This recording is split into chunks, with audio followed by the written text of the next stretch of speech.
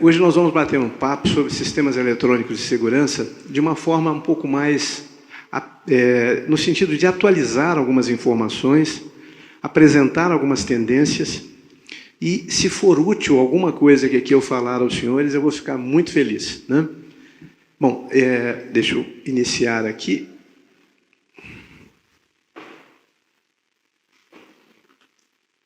Ok, acho que agora vai. Pronto. Bom, eu acho que daquilo que foi falado, realmente o mais importante está aqui. Que está segurando a Tiquinha ali, a cachorrinha, é a minha esposa Maria Tereza Ferola. A minha mãe está do lado da TT. A minha irmã está acima da minha mãe. E a minha irmã, Nalei, está do lado da minha esposa. São as mulheres lá de casa. Então, realmente algo muito importante na minha vida, né? Bom, gente, nós vamos falar aqui rapidamente, só para a gente situar com relação a essa questão de sistemas eletrônicos de segurança. Eu estou um pouco preso aqui por conta do mouse, mas eu normalmente não fico parado no púlpito, eu fico realmente caminhando, andando bastante aqui. Mas vamos lá. A gente, quando passa da questão da indústria, a gente começa a ter uma visão do que foi realmente, né, lá no século XVIII, a questão do século XIX, a evolução natural que nós tivemos, para que a gente pudesse entender o que é hoje que a gente está vivendo, essa quarta revolução industrial, e como isso tem impactado as nossas vidas, né? Impactado de uma forma indelével na mão de cada um de nós aqui. Como diz o IBGE, nós temos mais smartphone no Brasil do que gente. Então, nós temos aqui nas nossas mãos computadores de altíssima tecnologia. Nenhum homem que foi à Lua tinha a capacidade que tem o nosso smartphone, que está nas mãos dos senhores. Então, é algo maravilhoso, é muito interessante como hoje ele aprende a viver com a gente, né? Então, o smartphone, ele sabe a hora que o Daniel não pode atender as pessoas, ele desliga o meu telefone, ninguém vai conseguir falar comigo. Então, é nessa visão de inteligência artificial que nós estamos envolvidos. E muitas das vezes nós não percebemos isso. E é isso que é interessante, é isso que é importante, que a gente possa não perceber e, de fato, isso haver na nossa vida e nos auxiliar de alguma forma. Eu lembro que Aldous Huxley, no Admirável Mundo Novo, ele dizia que a tecnologia deveria ser como os fins de semana, a favor do ser humano, a favor do homem, né? Em prol do homem. Então, nós temos que ter um pouco de cautela para que nós não sejamos escravo dessa tecnologia. E isso, infelizmente ou felizmente, tem acontecido muito, né? Aquelas questões que nem muito ao norte, nem muito ao sul, né? Tem que ser no meio. Então, a gente tem que buscar esse meio sempre e relembrar esse meio sempre, né? E, para nós, isso é muito pacífico, é muito natural. Para nós temos de uma forma clara para nós o que o meio realmente é o melhor, né? Pois bem, nós vamos tentar aqui, obviamente, a tecnologia não pode me deixar na mão nesse momento, não vai me deixar na mão nesse momento, em nome de Jesus. Então, essa indústria 4.0, ela permite alguns nomes bonitinhos, né?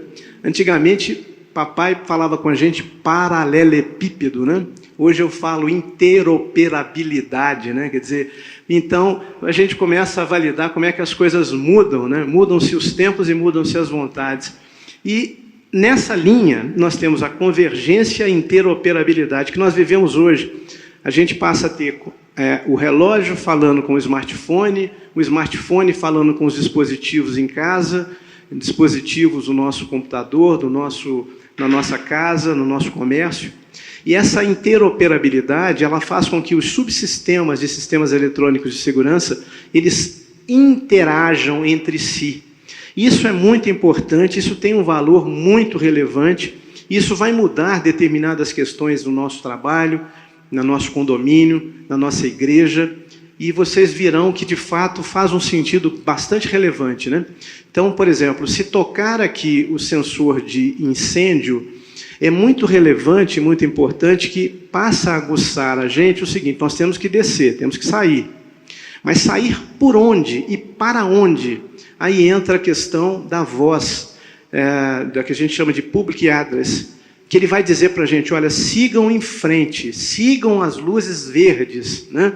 Então passa a ter uma reação de interoperabilidade, de convergência entre as questões. Quando a gente chega no local de controle de acesso, as catracas descem o braço para que a gente não atrapalhe, porque nesse momento, se a gente cair, nós vamos passar em cima das pessoas. Esse é um momento que nós se assemelhamos um pouco aos animais, né? Então, quando tem aquela estouro de boiada, se um boi cair, todos passarão em cima. Então, é muito importante que a gente tenha toda essa convergência para que as coisas possam fluir, né? Pois bem, a gente fala um pouco sobre a evolução de proteção de dados, porque quando a gente fala em Lei Geral de Proteção de Dados, parece até que nós estamos, assim, foi recente, alguma coisa nesse sentido negativo. Isso já começa desde 1988, com a promulgação da Constituição Federal. A gente vem seguindo, nós temos o Código de Defesa do Consumidor, onde ele já traz para nós algumas informações que são muito relevantes na questão de correção de dados. Nós caminhamos aí para 2011, quando nós temos aqui a Lei de Acesso à Informação e Regulamentação, o artigo 5º da Constituição Federal. Caminhamos em seguida, em 2012, para as leis de crimes cibernéticos. Aí vocês vão de lembrar, aí essa lei tem uma alcunha, a alcunha é a Lei Carolina Dickmann. Os senhores devem lembrar de quando aconteceu esse fato. Nós temos em 2014 o Marco Civil da Internet, né? E em 2018 nós temos a promulgação lá na Europa, na Comunidade Europeia, da GDPR. Aí sim, nós temos aquela visão de que o mundo ele flui pelo comércio, né? Se a gente lembrar um pouco do que aconteceu lá com as Torres Gêmeas nos Estados Unidos, logo depois que ocorreu, houve a promulgação do ISPS Code. E a partir daí, os Estados Unidos disse, você quer comercializar comigo? Então, institua o ISPS Code lá no seu país.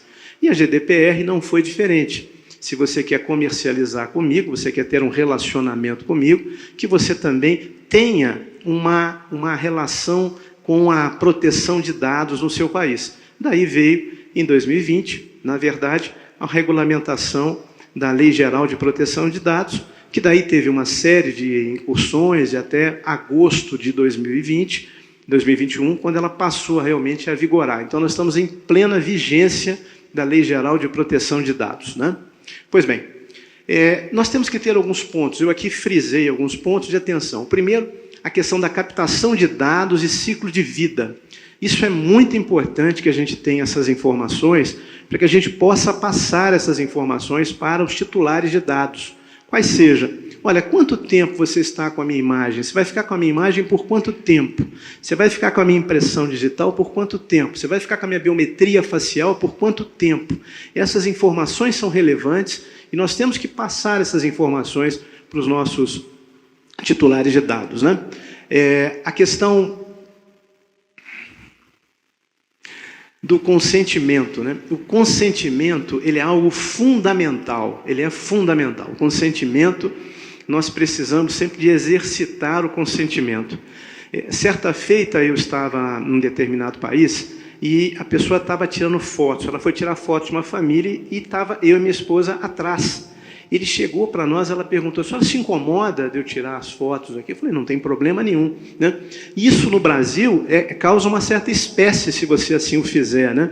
Então, é relevante dizer que é prudente que faça, até porque a Lei Geral de Proteção de Dados está vigente, senhores. A evidência, né? Essa visão da finalidade, do conhecimento, para que você tem essas imagens? Para que você vai guardar essas informações? Isso é muito importante. E os dados sensíveis, olha, saber qual que é a minha religião é um dado sensível. A minha face é um dado sensível. A minha biometria é um dado sensível. Então, isso é muito importante para que fique claro que esses dados são sensíveis. É aquilo que é mais importante dentro da Lei Geral de Proteção de Dados. Os menores, é muito importante que você dar o consentimento da tua utilização de imagem, que você, como pai, deve dar também ou não autorização para que essas imagens sejam ali trabalhadas ou armazenadas, né? Isso é muito importante.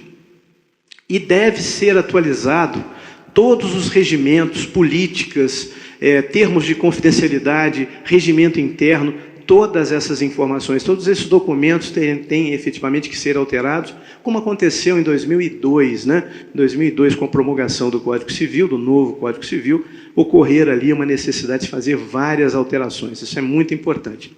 Pois bem, nós vivemos hoje sob o palio da insegurança cibernética. Isso é muito relevante, porque eu tenho, confesso, vocês vão verificar que eu tenho uma certa paura com relação a Facebook. O meu Instagram, de alguma forma, eu me obriguei a fazer mais recentemente, não mexia muito com ele, mas de alguma forma está lá.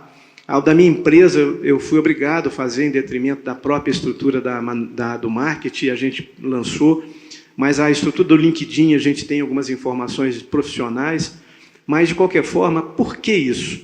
Porque hoje existe uma coisa chamada engenharia social. A engenharia social, ela consegue pegar fragmentos, né? E esses fragmentos, eles vão fazer ali uma conjugação de informações, e ele vai conseguir quebrar a sua senha. Nós devemos ter mais de 100 senhas na nossa cabeça. Então, o que acontece? Para a gente não esquecer a senha, muitas das vezes você repete a senha.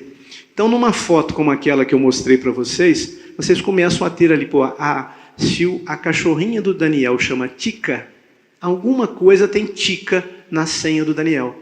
Veja que o Daniel é muito parecido com vocês. Certamente alguma coisa tem nesse sentido. As letras do meu filho, das minhas filhas, são letras que a gente vai conjugando com relação à senha. Muita cautela com isso, porque quer seja através de uma técnica chamada força bruta, ele quebra essas informações, ou até mesmo da engenharia social, que é muito mais fácil, porque nós somos um povo muito caliente, um povo muito amoroso, um povo muito solidário. Então, certamente, essas informações estão fáceis, muito fáceis nas mídias sociais. Então, é muito importante que a gente tenha um pouco de cautela com isso. Daí a gente começa a validar, por exemplo, o ransomware como uma forma de você captar as informações daquela tua empresa, e isso vai trazer um prejuízo incalculável, né? E, obrigatoriamente, a gente começa a ter uma informação que o Brasil teve, em 2020, 1,8 bilhão de acessos, 1,6 bilhões de ataques cibernéticos. Nós somos a bola da vez, né? Então, é muita cautela com essas informações, porque, certamente, isso para o bandido é uma coisa fantástica. Daí a gente começa a avaliar, Daniel, o que isso tem a ver com sistemas eletrônicos de segurança? Infelizmente, tudo. Ou felizmente, tudo. E aqui vem a questão de que você tem que fazer um projeto de segurança calcado, baseado, lastreado no desenho na privacidade, no desenho de privacidade e padrão. Isso tem que ser padrão. A pessoa, quando ela colocar para você um DVR ou um NVR para armazenar as informações, ela tem que ter essa característica de projeto. Lá no projeto, ela já tem que dar essa informação, né? Isso é muito importante, porque a confidencialidade dos dados do usuário, ele é fundamental. E é isso que a Lei Geral de Proteção de Dados impacta em sistemas eletrônicos de segurança e em todas as empresas que prestam serviço de segurança. Isso é muito importante para que os senhores possam ter atenção com relação às empresas que prestam serviço aos senhores, né? E aqui a importância da gente conceber, de fato, esse projeto desde o início, né? Desde o momento em que você começa a fazer ali o desenho dos equipamentos, dos dispositivos, até que ponto esses dispositivos eles possuem, de fato, capacidade de armazenar de uma forma clara esses documentos, essas informações. E aí sim, a gente tem essa visão da confidencialidade como ponto crítico e fundamental em todo sentido no nosso projeto de segurança, né? E aqui a gente começa a validar algo importante, né? Nós temos um conceito importante que ocorre na vida da gente, que está na casa da gente, está no condomínio da gente e, às vezes, na igreja da gente. Por exemplo, as câmeras estão gravando, e se acontecer alguma coisa, eu vou ver o que aconteceu. Como a gente dizia antigamente, vamos voltar à fita, né? Hoje a gente volta o HD, mas a gente voltava na época a fita. Então, essa visão de voltar à fita, ele é um conceito reativo. O que significa? Já ocorreu o crime, já ocorreu o fato delituoso, né? E daí a gente vai tentar entender o que aconteceu, mas o fato já ocorreu, né? A gente tem que mudar esse conceito, com toda essa tecnologia que nós temos disponível hoje, para um conceito proativo. Quando a gente fala um conceito proativo, a gente muda algumas coisas na vida da gente, como, por exemplo, a pessoa, o porteiro, fica sentado, ou o controlador de acesso, com aquele monitor de 55, 60 polegadas, com aquele monte de câmera. A gente acredita, a gente se engana acreditando que ele está enxergando todas as câmeras, mas ele não está. Não é porque ele não queira, é porque existem estudos que nós não conseguimos enxergar isso por mais de 20 minutos. De tal sorte que, depois de 20 minutos, nós começamos a ver o que não existe, porque a gente não está enxergando o que está acontecendo. Então, o que nós temos que fazer? Nós temos que colocar nas pontas câmeras inteligentes, temos que pegar esse monitor de 55 polegadas, jogar para cima, eu não tenho que olhar esse monitor, e tenho que colocar um monitor de 22,5 aqui na minha tela, na minha frente, só para que ele possa informar para mim aquilo que é necessário, como nesse caso, a gente vai ver aqui agora.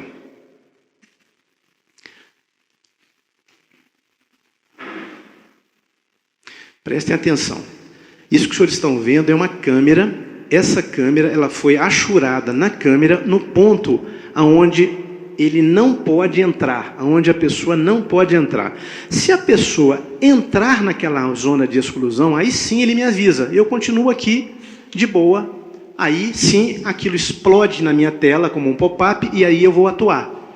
Isso é, de fato, uma forma moderna, uma forma atual, né? Moderna parece uma coisa, mas é uma forma atual da gente mudar o conceito. Aí eu passo a atuar de forma proativa, antes dele pular. Porque depois que ele pulou, se for num condomínio, eu costumo dizer aos cristãos, ajoelhem e orem para que ele vá no vizinho e não vá na tua casa, né? Ou não vá no teu apartamento. De tal forma que, quando você possui essa visão proativa, esse conceito proativo, você faz com que a tecnologia trabalhe para você. Porque daí eu só vou atuar na hora que ele explode esse pop-up na minha tela. Aí eu vou atuar, né?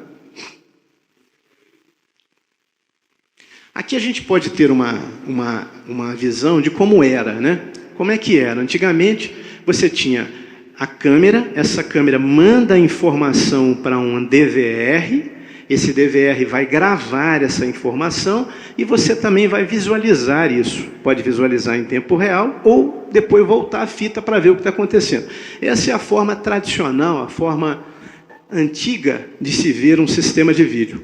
Atualmente, ele é, na verdade, um grande sensor. Essa câmera ela é um grande sensor. Ela é, na verdade, ela está ali com todas as informações de internet das coisas.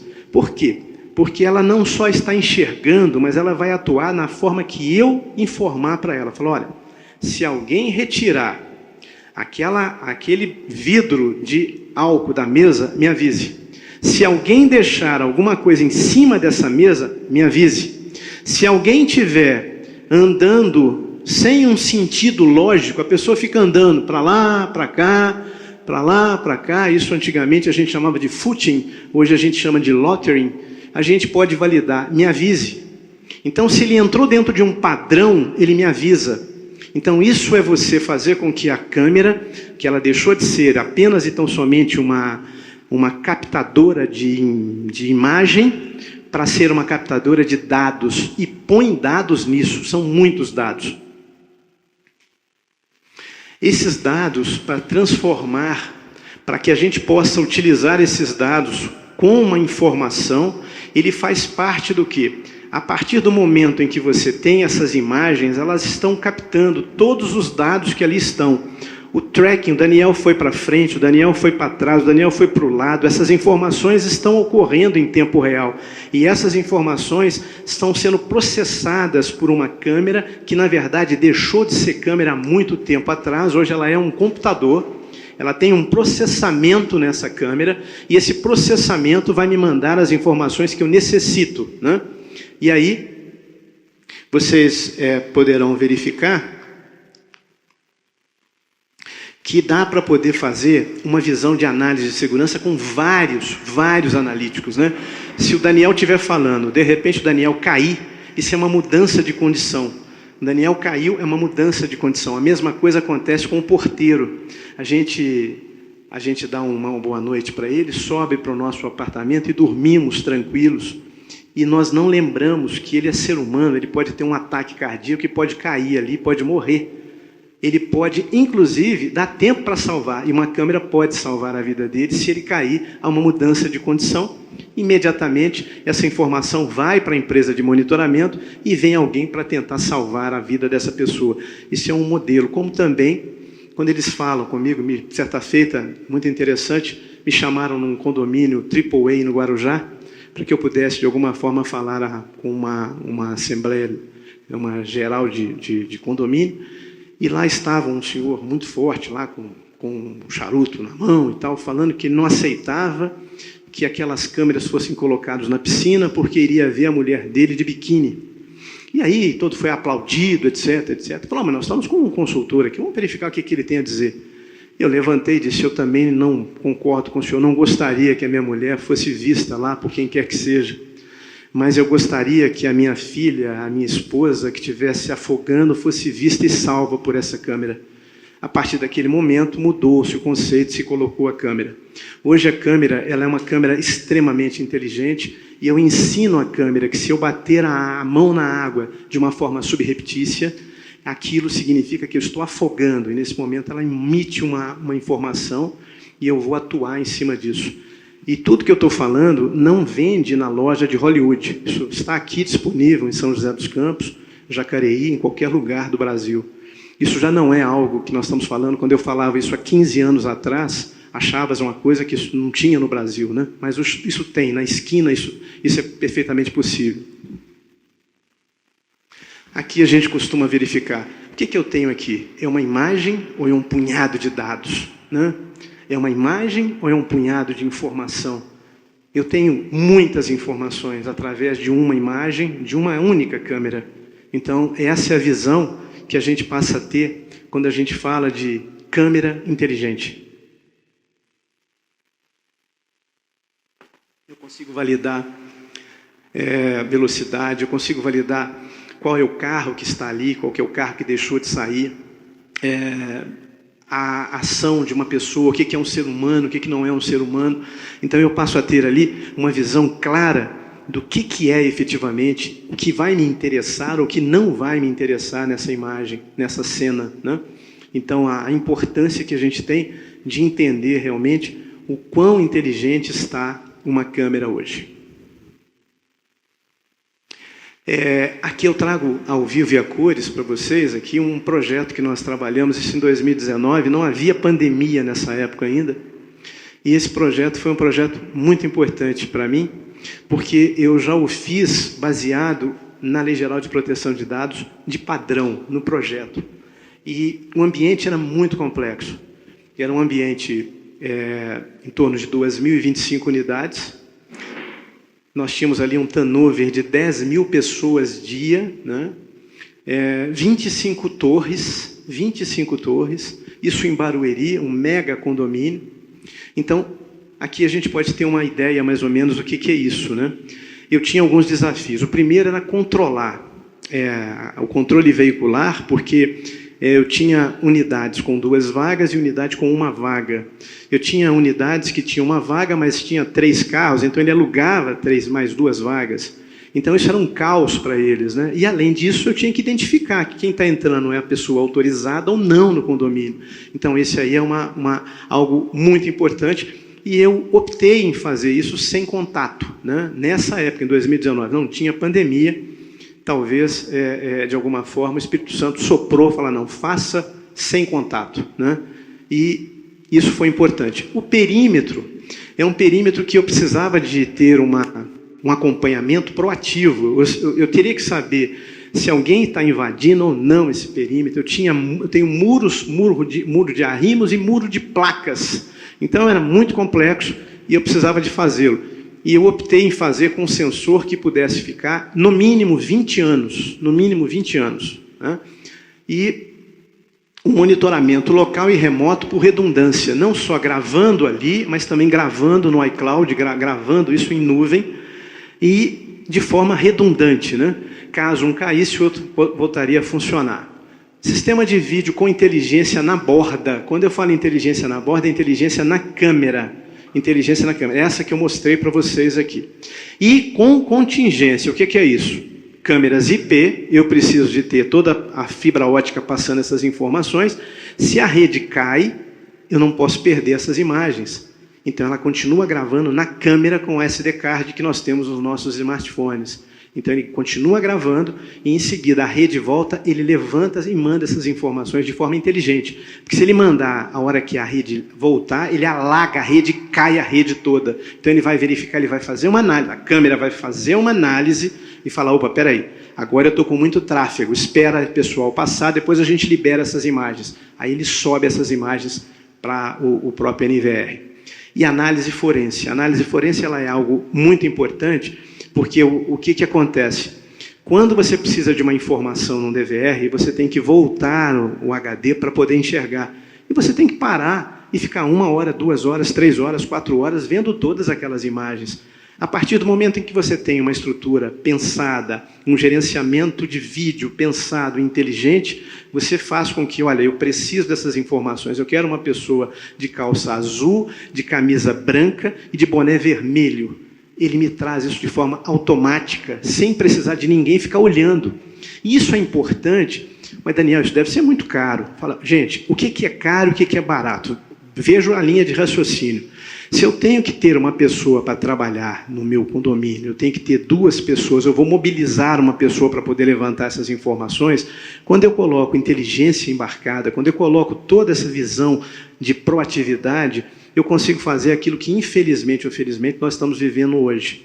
Nós estamos vivendo hoje a febre das portarias remotas, né? Os condomínios que você tem toda uma visão remota para poder entrar. Por que isso? Porque está muito caro. Todo mês de janeiro eu tenho um presentinho grego, que é a convenção coletiva de trabalho, e eu sou obrigado a pagar mais 15, 20, 30%, e isso, de alguma forma, machuca a captação de recursos de um condomínio.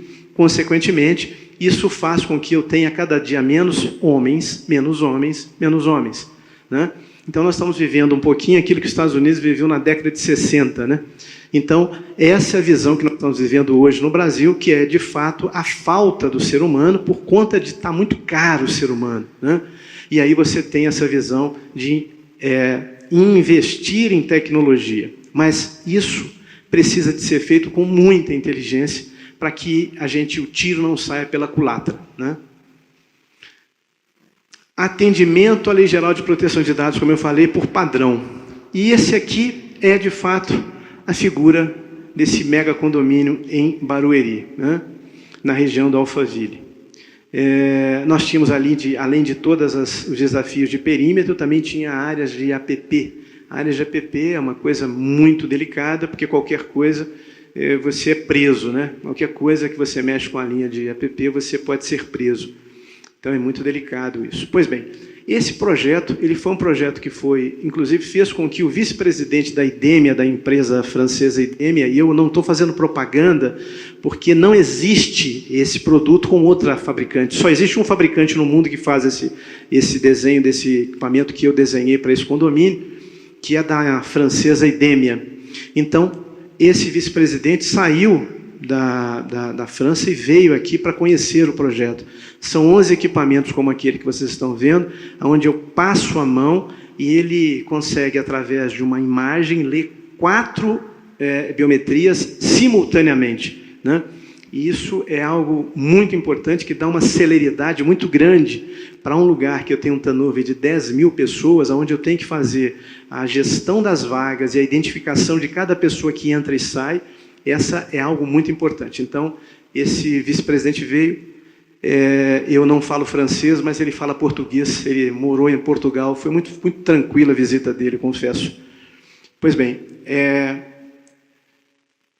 esse perímetro ele é monitorado 24 horas por dia. E aqui tem uma história muito interessante também, que esse equipamento não existe em outros locais. Não, só tem um fabricante no Brasil, e é um fabricante no Brasil. A CPQD teve um trabalho muito interessante junto a esse fabricante, e eles conseguiram fazer... Todos os senhores conhecem fibra ótica? Fibra ótica. A fibra ótica, ela tem nada mais, nada menos que um vidro passando ali naquele encapsulamento plástico, né? Eles pegaram esse vidro e transformaram esse vidro em um grande sensor. Um grande sensor.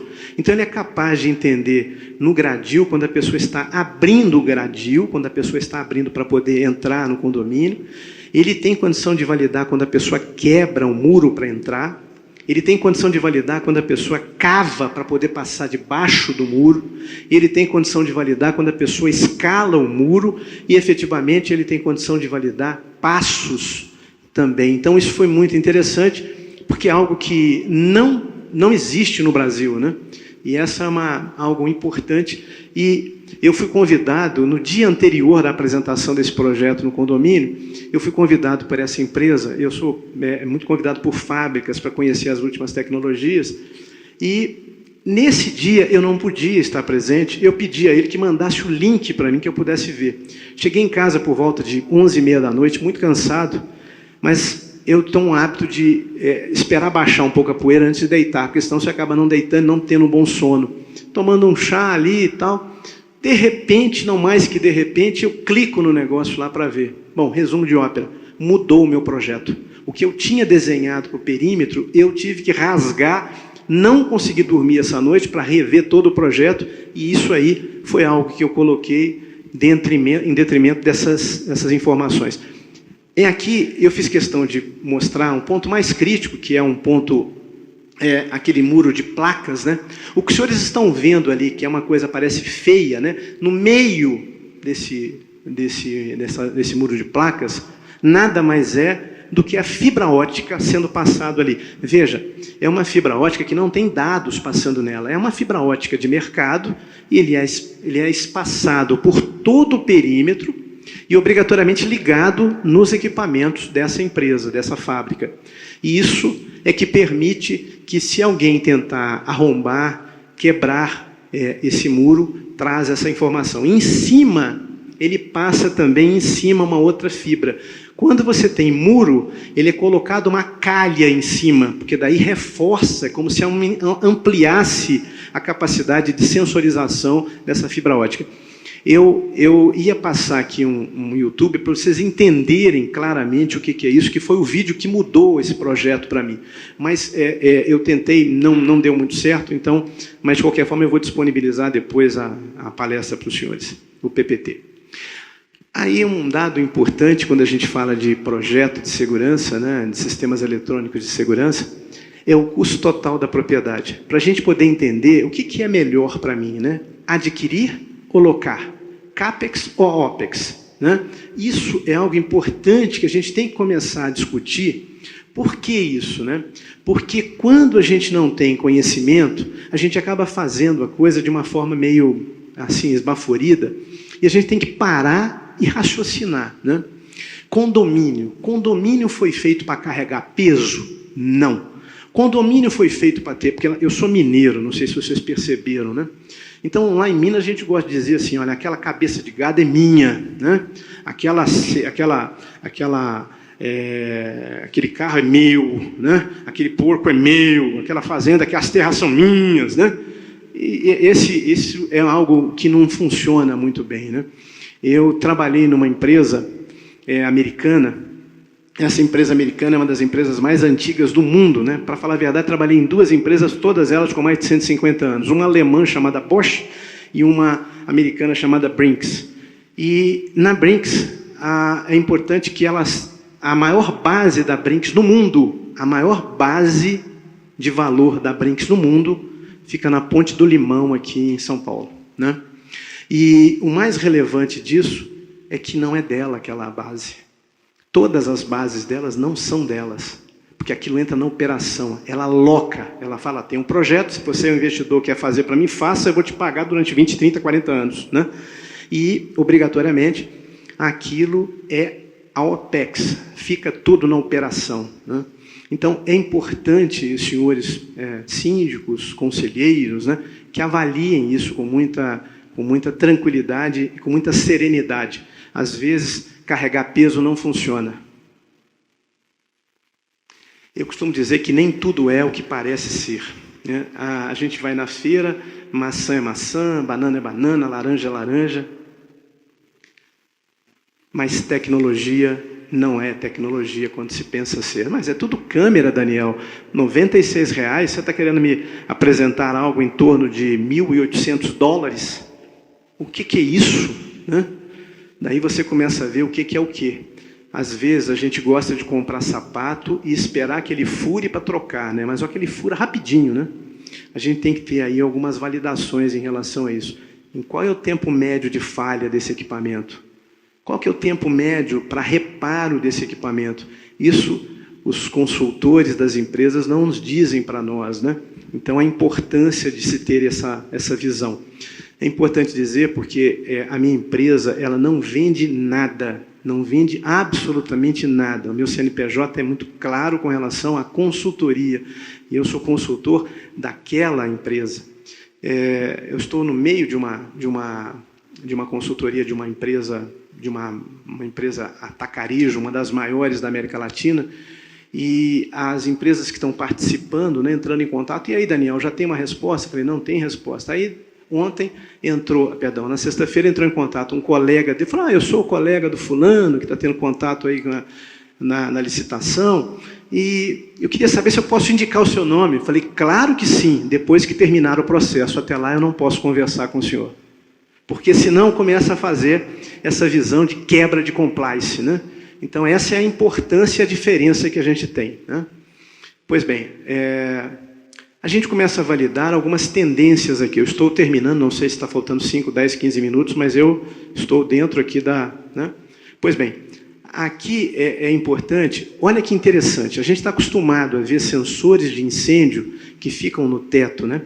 Prestem atenção nesse sensor. Ele nada mais é do que uma câmera. Aqui, ó, essa é a imagem da câmera.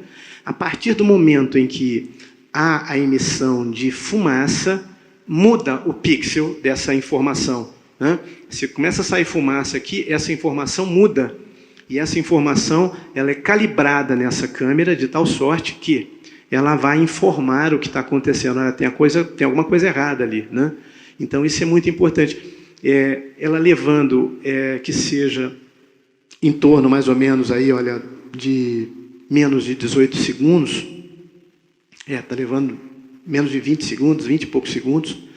Se tivesse lá no alto o sensor, a hora que o sensor desse a informação, eu já estava com fogo alto, eu já teria perdido muita coisa. Então, veja que importância é uma câmera trazer essa informação. Né? Ela traz a informação antes da informação chegar no sensor. Né? Então, essa é uma das possibilidades que essa nova visão de câmera com analíticos, câmeras inteligentes, possam trazer essas informações para nós.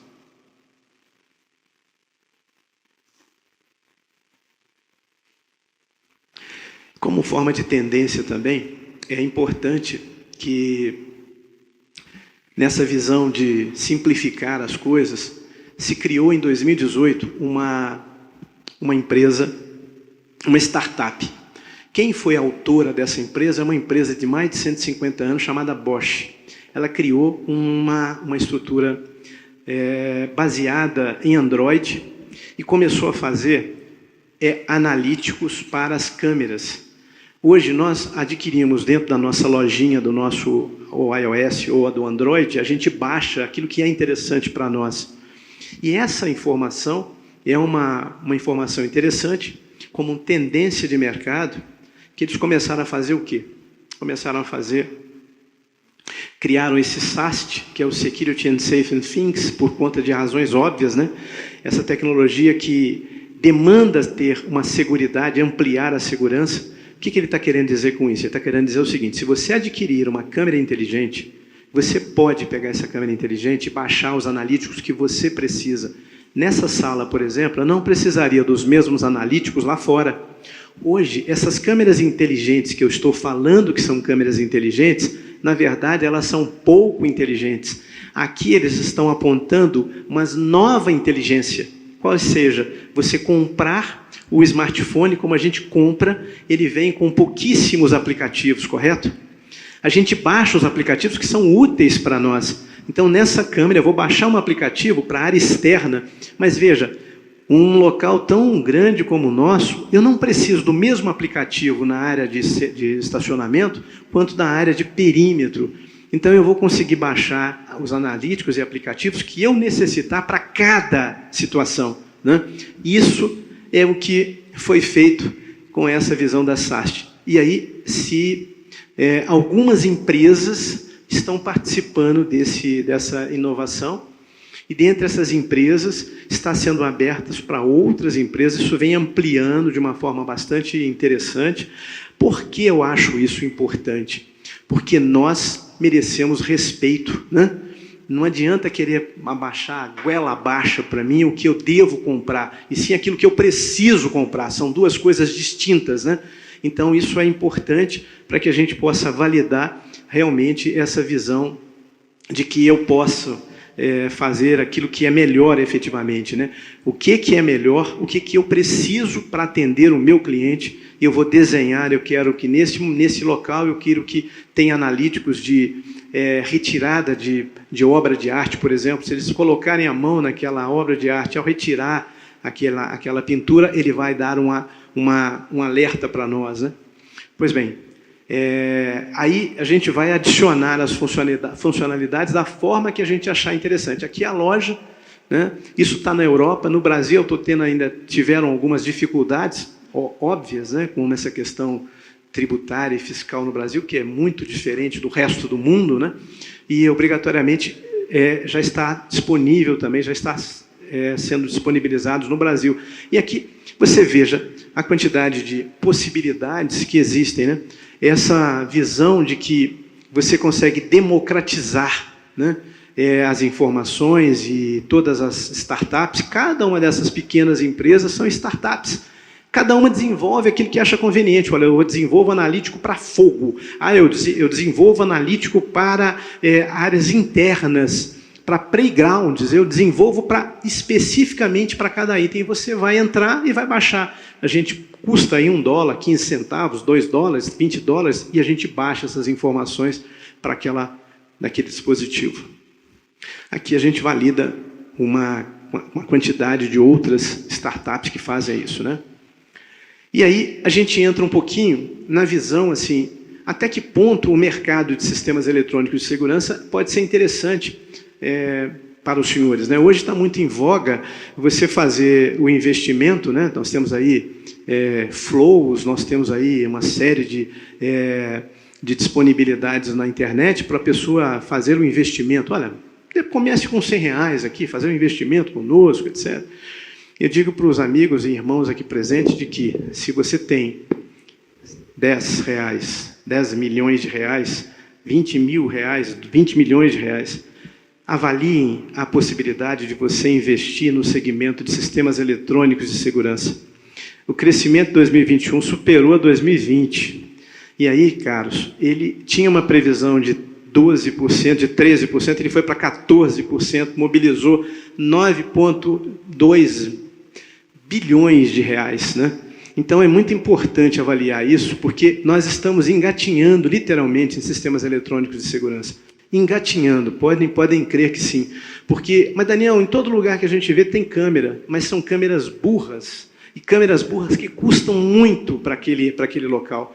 Então, mais do que nunca, você precisa de inteligência para poder cuidar disso, né? E essa é uma forma de aguçar aqui, se os senhores quiserem, de uma certa forma, ter alguma visão de investimento nesse segmento. E aí vem a questão das expectativas para 2022, né?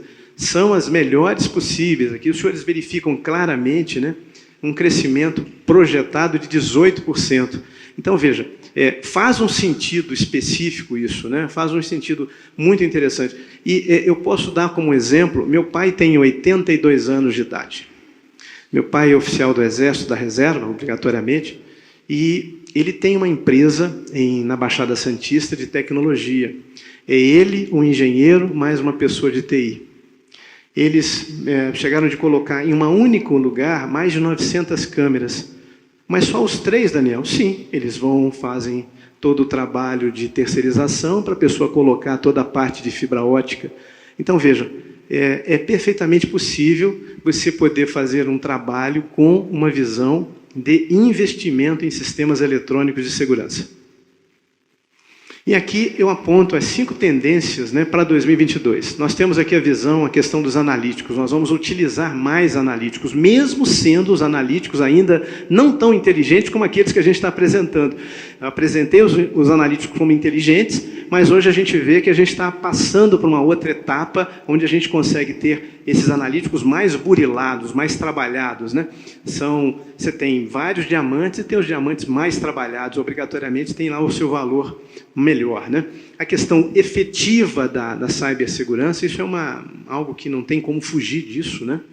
A visão das integrações, né? Não basta no meu condomínio que eu tenha câmera, eu preciso que ela esteja integrada ao controle de acesso, que ela esteja integrada aos alarmes, ao perímetro, né? Eu preciso que haja uma integração maior, né? E isso demanda inteligência e não musculatura, não tem que ter 200 homens trabalhando para mim para isso. Então, esse é o que eu quero ativar com os senhores aqui, né? E, obrigatoriamente, essa visão da nuvem, do iCloud. Em 2013, eu estava numa determinada empresa multinacional quando eu apontei essa tendência e disse a necessidade de nós fazermos algo para isso. Naquele momento, foi uma pane geral. De jeito nenhum, senhor Daniel, o senhor está ficando louco. Nós vamos colocar essas informações na nuvem, né? Mudam-se os tempos e mudam-se as vontades. Eles depois, exatamente, não demoraram 7 anos. Eles começaram a fazer ali a integração de startups e integraram a startup justamente com o iCloud. Então, como o iCloud vem sendo extremamente seguro e obrigatoriamente é uma tendência natural, porque isso vai reduzir custo. Isso vai reduzir custo, então, mais do que nunca, a importância. E, para finalizar, a questão da Lei Geral de Proteção de Dados, que, de fato, é algo muito importante que a gente tenha toda a atenção possível, né? E se porventura despertou algum interesse em alguns dos senhores, eu me coloco à inteira disposição para a gente poder conversar, debater, aí troca de experiência, e eu mando aqui para os senhores o meu QR Code, naquilo que eu puder fazer como uma mentorização, que seja principalmente à distância, né? Quer seja pelo WhatsApp, quer seja efetivamente por telefone, ou realmente por uma conferência através de um meeting, do Zoom, o que o valha, eu me coloco à inteira disposição, no sentido de poder somar aos senhores, naquilo que os senhores tiverem. Daniel, eu estou querendo abrir uma empresa de portaria remota, o que você acha disso, né? A gente pode conversar sobre isso sem problema nenhum, naquilo que eu puder, de alguma forma, com meu dedalzinho d'água e ajudar vocês, será um prazer para mim, né? Eu também deixei aqui meu WhatsApp, meu DDD 11, né? Porque eu estou há pouco tempo aqui em Jacareí. Então, 983615941, caso seja necessário, fiquem à disposição de entrar em contato comigo. Eu terei a maior boa vontade do mundo de atendê-los. Se porventura não atender na hora, porque eu estou em reunião ou estou em atendimento, mas eu retorno a ligação para os senhores sem problema nenhum. Eu peço para vocês não esquecerem, eu sempre faço questão de, nas aulas, nas palestras, falar um pouco sobre isso aqui. Lembrem-se sempre que segurança é uma construção eterna e plural. Por que é eterna? Porque risco não acaba, nunca. Você vai, basicamente, fazer uma atenuação desse risco, mas ele vai mudar com o tempo e a gente precisa de acompanhar isso. Toda análise de risco ela é uma foto, só que a vida não é uma foto, é um vídeo, né? a importância de você estar renovando essas análises de risco para você atuar e entregar ali a melhor tecnologia para poder mitigar esse risco, né? E ele é plural, porque não basta mandar o Pix no final do mês para a empresa terceirizada de segurança ou a empresa de monitoramento em sistemas eletrônicos de segurança. Ela depende de cada um de nós. Nós devemos seguir ali todos os procedimentos, porque se nós não seguirmos o procedimento, certamente toda aquela estrutura vai ruir. Então, é importante a gente lembrar disso. Segurança é uma construção eterna e plural. Eu quero dizer para vocês que essa é uma passagem que mexe comigo, literalmente, e eu digo que tudo aquilo que eu faço para agradar ao Senhor e faço com muita boa vontade. Tenham certeza, testem-me. Pode entrar em contato comigo para vocês verem se isso é verdade ou não, tá bom?